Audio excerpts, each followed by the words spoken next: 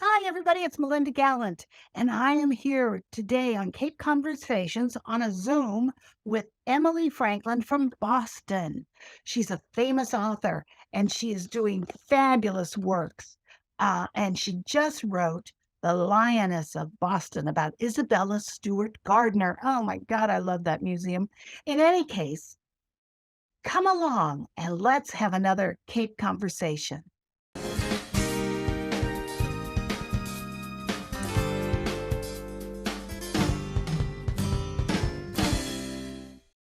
Hi, everybody. It's Melinda Gallant, and I have a wonderful author with me today.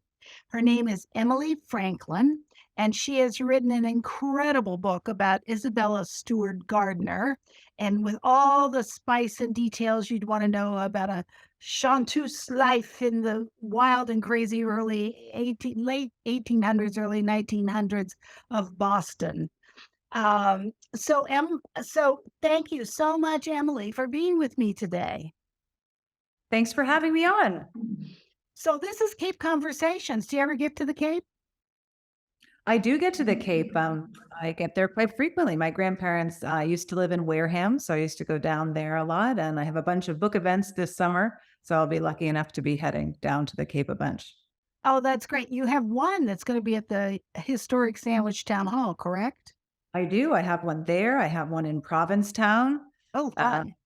yeah, a couple of different places. So yeah, it should be really good. And I think I'm part of a literary luncheon series this fall in Duxbury, and then books on the Cape in Yeah. August. Oh, wonderful. Well, everybody will be looking for you, I'm sure. So, Emily, the easiest question to ask you is why? Why would you write a book about this woman? Well, absolutely. It's a great question. So like so many Bostonians, I grew up going to the museum and I was really captivated, especially with the courtyard there. I had never Oh, seen anything like it. I thought it was magic. Um, and I actually have a funny little magic story I'll tell you after. And then I was also captivated by this idea that this museum didn't just have paintings and sculptures, that it really suggested that anything could be art. A spoon, a chair, a lock of Robert Browning's hair, which is also on display there. And so that stuck with me. And then in March of 1990, I was a high school senior and I was on a field trip there. And I sat in the Dutch room and I wrote a paper about Storm in the Sea of Galilee. oh, wow. And 10 days later, that painting was cut from its frame in one of the largest art heists in history. Oh my gosh, you were there right before. There right before. So it felt very connected to the art and to the taking of that art. But what really stuck with me was this idea that these frames would hang empty, that instead of having them removed and saying, nothing happened here, that this was a woman who had decided everything should stay exactly as she left it. And so when something was taken like that, the empty frame was there to show the destruction. And it reminded me a little bit, sort of in a metaphorical way, of the grief or the losses that we all carry with us as we go through life. And our instinct is to say, everything's fine, let's cover it up, nothing happened. But really, we all have those empty frames hanging within us. And so that stuck with me. And then a few years ago, I was researching a different book that has yet to be published. It's a sort of medical thriller, and it was set a little bit during the art heist. And while I was wandering around the museum, I was remembering and rekindling this love affair with the place, thinking this is such a special place. But really, I was captivated by the woman who built it. And I kept thinking, people know about the museum, but really, they don't know enough about her and her forward thinking life that she lived and this important person that she was. Excuse me. And I thought somebody should really write a novel about her. And then I thought, oh, wait a second, that's what I do. You do that for a living. Yeah, that is a job. Maybe I could be that person. And so I went home and I started the book. Oh my gosh, that's great. Well, what was the little side story about the magic? So the side story about the magic is this. So I finished The 'Cause it Lioness. is I'm gonna interrupt you. It is magical. Yeah, that Oh, wait till I tell you, unbelievable. and then you're not gonna have any doubt. Okay. So I finished The Lioness of Boston. I sent it to my agent. He's British. He loved it, Mhm. and he was sure it was gonna be, a sensation. I was less sure because that's what writerly mindset is, full of questions. So he sent it out to publishers, and during this was during the pandemic, and things were taking a very long time in the publishing world. There was, a paper shortage, so books were having a hard time being printed. But the decisions around whether to acquire and publish a novel were just taking so long. And so I was trying not to give up hope. And I am a very optimistic person. And in fall of that year, my husband, as a surprise, knowing that I was really waiting to hear about this book, organized for me to go as a surprise lunch at the Gardner. So we went to the museum. This was Nice. during the Titian exhibit that was there a couple of years Ooh. ago. Mhm. And he organized a surprise for me, which is to have my dad and my stepmom show up as a surprise and my 4 children to show up Oh as a my surprise. gosh. You And have 4 such a children? I do have 4 children. Oh my gosh, you're Um, too young. Anyway, go ahead. no, I'm 50. I turned 50 this year, and but one of my kids is about to turn 24. Well, And you look very young, just so you know. well, I am gonna take that compliment and I'm gonna put it in my Seriously. file.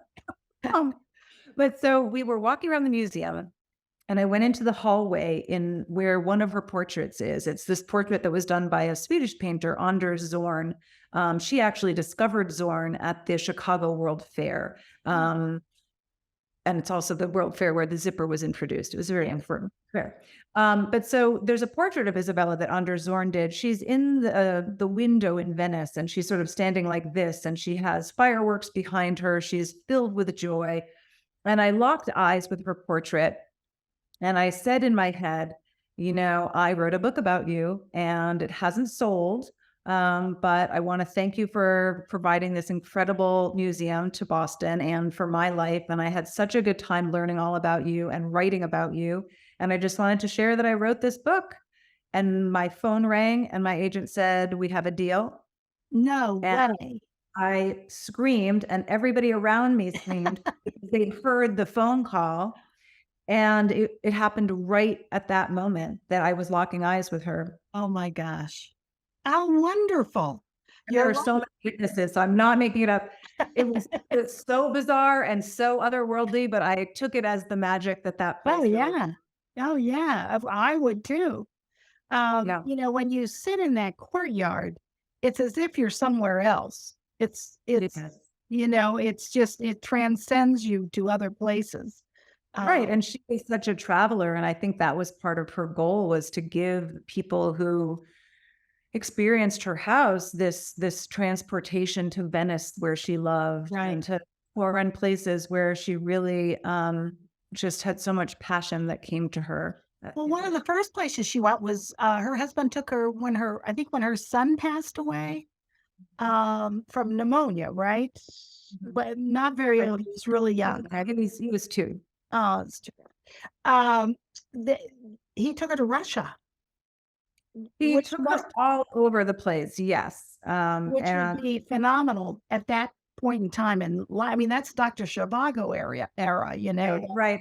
I had she went to Europe to get the sort of the cure for her immense grief, and Yeah. so, she was actually carried out of her house on a mattress and put on the ship that way because she was so devastated, but she really did begin to come back to life on this European trip that she took at that time, and began to acquire some objects also at that time. She was so young when she married as well, although many women were at that time period, I think. Right, Um, well, I think as the novel opens, she's 20 years old, and she's just Mhm. arrived in Boston, having just married Jack Gardner, Right. and frosty reception that she receives from the sort of Boston elite is really so shocking, and they're, the sort of the mean girls of that time period, The really Brahmins. the Brahmins were not welcoming to her, which, when we picture her being only 20 years old, it was really hard. I think Sure, yeah, it was really isolating for her. sure. Um, and you live in Boston, but you don't find that. I lived in Boston. I grew up part here and part in London. Uh, I'm fortunate to have lots of friends, and yeah. certainly, maybe if Isabella could text and FaceTime with her friends, maybe she would. If she could have texted with friends that live in faraway places, maybe she would have had an easier time. But I don't find that. But I mean, I think some of what's interesting is some of the Boston so much of Boston history is in the novel, but there's so much that hasn't changed. These Boston names that we all know, and old family and family money, and that's certainly something that she experienced. I have friends who have family in Boston, and they're my friends are Irish, of Irish descent, and they did not have an easy time in Boston, although they were probably middle class Irish Mhm. people at the time, but they were totally excluded from everything, which was Right. about at this time period in Boston's history. So Yeah.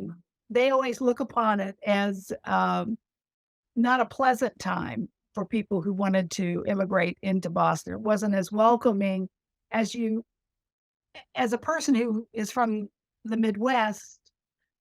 Everybody's always very friendly out there. So it was very it's a different thought process. It was then, Right. and I think it is still today. I think it's a little bit frosty on occasion. It can be daunting, that sort of colder exterior. And certainly that's something that Isabella experienced. But I think, like Isabella, we all need to find our people. Right. And she finds her people when she begins to expand her circle to artists and other bohemians and forward thinking people. And she was really a misfit who collected other misfits. And so I suppose in that way, I identify with her a little bit in that way. Well, she was very eccentric. There's no doubt about it, right? Yeah. I mean, would She you was. say eccentric? Yeah. Well, she's definitely eccentric. That's one of the reasons she was so fun to write about. There's a sketch of her walking two lions down Commonwealth Avenue, and I had those lions come to life. There are lots of sort of escapades that she got up to, shocking people. But it was very fun to have that on the page and have her attend the opening of the swan boats and cut in the front of the line and that kind of thing.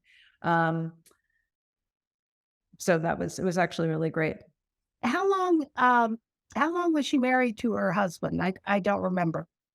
They were married for a very, very long time. He died at the very end of the 1800s, and the novel starts in 1861, and they've just Mhm. gotten married. So they had a very long marriage. And, he kinda put up with her, to me. I think If that's the so. right term. Right, all we can do is really speculate, right? So Yeah. that's part of the joy of writing a novel instead of writing a biography is I get to Right. speculate and say, likely they were certainly married for a very long time, so they must have really appreciated certain aspects of each other. Right. And he seemed very dependable, and maybe he was charmed by some of her antics and also probably a little embarrassed by some of her antics and the fact that he had a wife who didn't wanna keep silent at the dinner table and, befriended people that he thought might be sort of society's outcasts. But, at the same time, if she had this wild personality, maybe she liked the fact that he was very dependable. Sure, sure. I think Well, that it he was did the yin and the yang, right? they sort of balanced each other out, I think. Yeah, yeah. So, Emily, tell me about you. So you grew up in the Boston area and London. You went to London. You were in London as a child or as an adult? My parents moved there when I was a young teenager. Oh, wow. Yeah, so I really had one foot in both countries, and I'm a short person, so that's tricky. I really straddling the Atlantic. There But you then I go. I met my husband actually on Martha's Vineyard, Oh, and once we met, we knew that we would be wanting to get married, and that was the end of the London years for me. And I moved back to Boston. the Boston area. And you've written for some what I think seems crazy to me because of how you write today. But you wrote for Car Talk on PBS, right? I did. That was so fun. Tom and Ray were so great, and Doug Mayer and Doug Berman, they were great. I had one child and maybe one and a half children. I think I had one child who was pregnant, and I was writing for their website in the voice of Tom or Ray. So I would research, Ford F-150s and write about them in that sort of smart but funny way that they Yeah. always. Yeah. So it was great. And it was great because my first child was so obsessed with cars that he thought it was the greatest thing in the world. And he got used to get to go into the office with me sometimes. And Tom and Ray would have like little cars for him to play with. And so, it was a hit. The best. It sounds like the best. It was pretty fun, pretty fun. So, um, can you still look at a car and say, "Oh, yeah, this is a whatever it is?" Sometimes, I mean, I don't know whether that's because my son was so interested in identifying cars or because of my car talk time. I think my car knowledge is gotten a little outdated, but Yeah. I certainly, appreciated working at the show, especially, that was just as a working writer, I Yeah. have to take what comes my way in some ways. So I've written, obviously, this is, I think, my 24th book or something like that, but I have written poetry and fiction and nonfiction and memoir. I had a cookbook I used to be a chef before I was a writer. Wow. I've written young adult and adult short stories, all different sorts of things. But on the side, working writers have to do what they have to do to make a living. So I teach sometimes, and I um, work with kids on their college essays if that's needed, and teach at various writing workshops sometimes. And I used to do the car talk thing. So Oh my gosh. Well, it's just very interesting to me, I think. Yeah, well, your book got rave reviews. The Lioness has gotten rave it reviews. sure has. I feel really grateful that people have read it the way that I, wrote it. And I feel very lucky. It just got another review in the Toronto Star. So I guess, they like me in Canada. But yeah, I was on NPR and in the Boston Globe, and I just feel really, really lucky. So I don't know. I think it could be a movie. She's so interesting. wouldn't that be great? Do you think I should Yeah. stand in front of Isabella Stewart Gardner's portrait again and say, Yes. "I wouldn't say be a movie," and then maybe my agent would call and say, "Guess what? Kate Winslet and Meryl Streep are starring in the Isabella Stewart Gardner story." Wouldn't that be I great? think Kate Winslet would be Wouldn't perfect. she be perfect? She would be perfect. We could cast the whole thing right now, I think. I know, Isabella Stewart Gardner, and I don't know who, I guess Kate Winslet would be Isabella, and I don't know if you have thoughts about other people, but Yeah. yeah.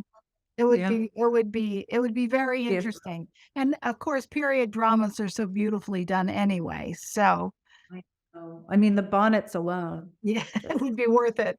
I would want to see the lions though walking down, through the common or I wherever the Boston Garden, where the garden, whatever it was. Um, so what's up next? What are you doing next? I mean, you must have some Well, right now, I am full on in the throes of this book tour, ah, and, it is so busy. So I feel really happy about that, but it does not leave any time for other writing, although I do know that my next novel is another historic novel, oh, but it is set in Europe.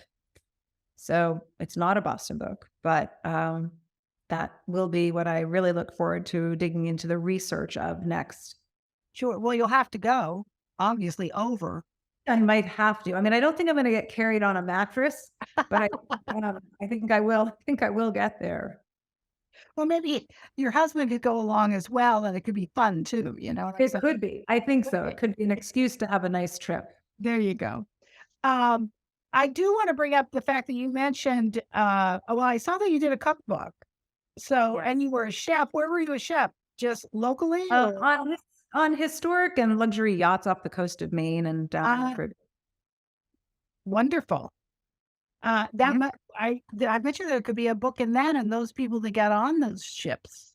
Those Well, that for sure. There are definitely some characters there, but I did get a book out of it because that was my memoir, Too Many Cooks: Kitchen Adventures with 4 Kids, One Mom, and 102 Recipes. So Okay. that job really gave me the skill set of kitchen timing Mhm. and how to cook vast quantities of food, which I was cooking for 50 people at a time or various other things, which Sure. is very useful for family holidays, but also was useful in when I had 4 kids and they would have friends over and I could sort of whip up meals for them, and so I got a book out of it too. Well, and so that was a good thing. But you've also written lots of poetry. And I think before we started, I told you off camera that I had just found one that was in the New Ohio Review, and my audience knows I'm from the Midwest. I'm from Ohio, as we say it out there. Yeah. And you wrote a poem called "A Cure for Grief," and it is just so perfect for today, or perfect for anyone who has lost somebody close to them. It just resonated with me, and I certainly encourage everybody to go online and look up Emily Franken and go to your poetry and find this poem because it is so Oh, lovely. thank you. I mean, I think there's actually a link to it from my website. Okay. And it's part of the collection that was published 2 years ago. Tell Me How You Got Here is the name of my poetry collection, and it's in there. Okay. All right. And So they well, I was saying to you earlier, for yeah. people who think, "Oh, I don't like poetry. I'm not a poetry person." I've had so many wonderful letters from readers who never thought that they liked poetry and then stumbled upon these poems and found that actually maybe they did like poetry. So hopefully people will give it a shot. Well, the problem with poetry is it's scary to some Mhm. people, you know? Yeah. Think about to when you probably maybe love poetry all your life because your tendency is towards literature.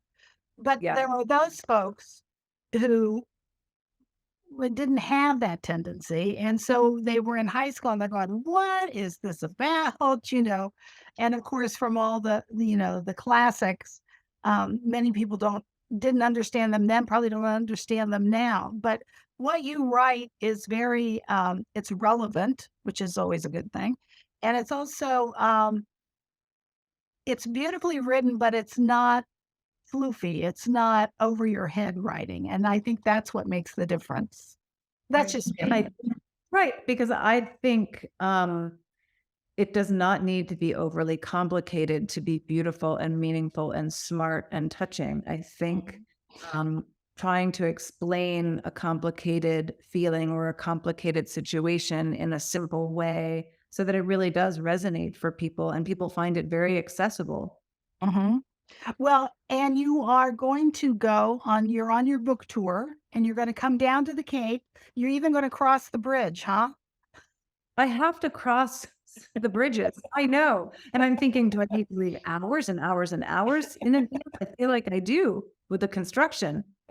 It is crazy, although they say they're almost done with the Sagamore Bridge. So you may Well, find it a little easier. I don't know that how much easier. that would be helpful. Yes. Um, I live on the tidal marsh in Sandwich, and I can see 6A from my back deck. And Okay. as I'm looking at the cars stopped on 6A because they're trying to go over the bridge, I don't think I would come down here. So when I come to speak at the Sandwich Town Hall, should I just call you on the way and say, is Is now a this a good good time? time? Please call me. I will be glad. Or put on your ways. They're usually pretty good. Yeah, we're pretty good. Waze is I pretty good. know, but I feel like I don't have that many choices of how to get there. No, there isn't, unless you fly in. You could fly. They do just land I helicopters here. So I've never been on a helicopter. I'm happy to drive and yeah, I yeah. would be too, I think. So, but you're going to enjoy the Sandwich Town Hall because it's very, very historic. It was the first town hall built in Massachusetts Oh, as a that's town hall. yeah, that'll be really exciting. Yeah, It's great to connect with readers. People seem to be really responding to the novel, and I'm visiting some book groups and getting letters from people, and great. just exciting. So Well, it's wonderful, and I'm happy for you, and it's so nice to meet you. it's You great to are meet you. you are, I saw your picture and I thought, "Well, she looks friendly. She doesn't look stuffy or, over the top," and you're not at all. You're very Well, thanks so approachable. much. Thank you. Well, yeah, you gotta tell it like it is. And Well, and my audience that watches me knows that I usually tell it like it is. So, thank it you. anyway, I just wanna thank you again. So, do you know the date? I don't why I don't have it in front of me, the date for the sandwich event. I do know that date. That is Tuesday, May 23rd. Tuesday, May 23rd at the Sandwich Town Hall, and the time is it evening or afternoon? 30. Pardon me? It's at 6:30 in the 6:30, okay, great. and I know that, Titcomb's Books is selling the book, Yes, in they are. and at the event, which is great. Um, and if people can't get to that event, maybe they'll come to another one, or maybe they'll just read the book and tell all their friends. And I'm sure that's what's gonna happen. The other thing I just want you to know, though, I'm serious. You've gotta get yourself back to the museum, stand in front of that portrait, because I think there's a movie in the works. Well, thank you. Kate Winslet, are you listening? Right, or maybe get a picture of Kate Winslet and look at her, I don't know, No, but I don't know. Something. it's something. That would be really great. Anyway, thanks so much, I appreciate you being here, and, have a great day. Thank you so much for having me. I really appreciate it. Great. Wow, Emily Franklin. She is terrific, a great writer. She's personable. Really, I hope you get the book Lioness of Boston. It is fantastic and delves into a woman that we really didn't know much about, other than the fact that we love her museum. And it's exactly as the way she wanted it to be back then, and exactly as the way it's going to be forever. It's amazing. So thanks again for coming along with me, and I'll see you next time on another Cape Conversations.